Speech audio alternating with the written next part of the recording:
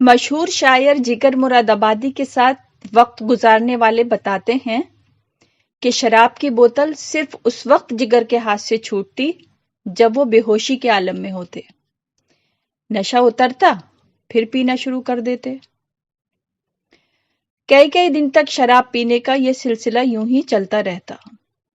ایک مرتبہ جگر مرادآبادی بیٹھے ہوئے تھے کہ دل میں خیال آیا کہ شراب نہ پیوں گا تو کیا ہوگا؟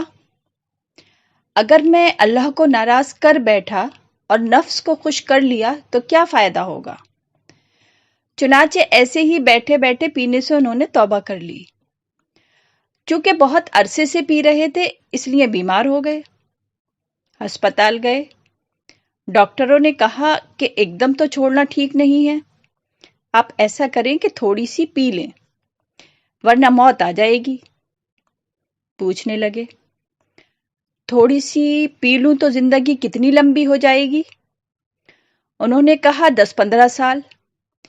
کہنے لگے 10-15 سال کے بعد بھی تو مرنا ہے، بہتر ہے کہ ابھی مر جاؤں تاکہ مجھے توبہ کا ثواب مل جائے۔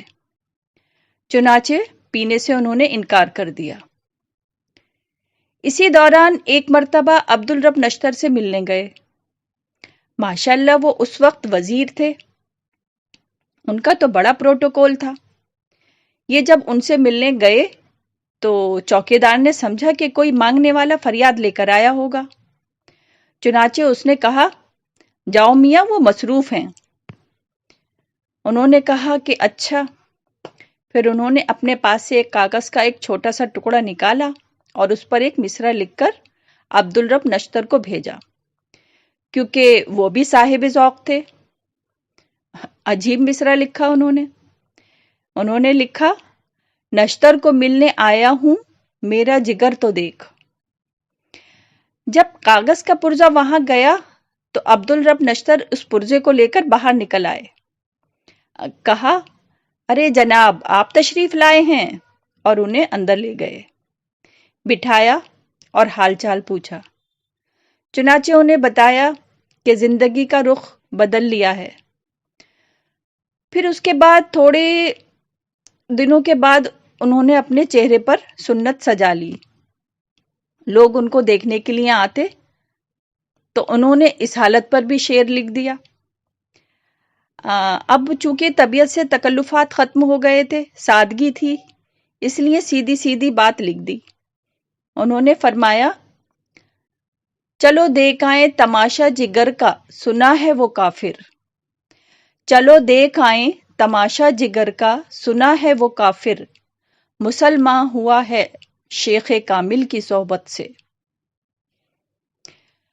جگر پر پھر ایسی واردات ہوتی تھی کہ عارفانہ اشعار کہنا شروع کر دیے۔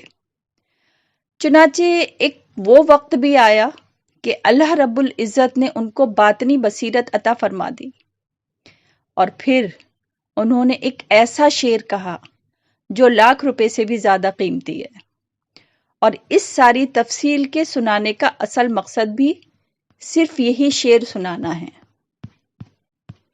انہوں نے کہا میرا کمال شعر بس اتنا ہے اے جگر، میرا کمال شعر بس اتنا ہے اے جگر، وہ مجھ پہ چھا گئے میں زمانے پہ چھا گیا۔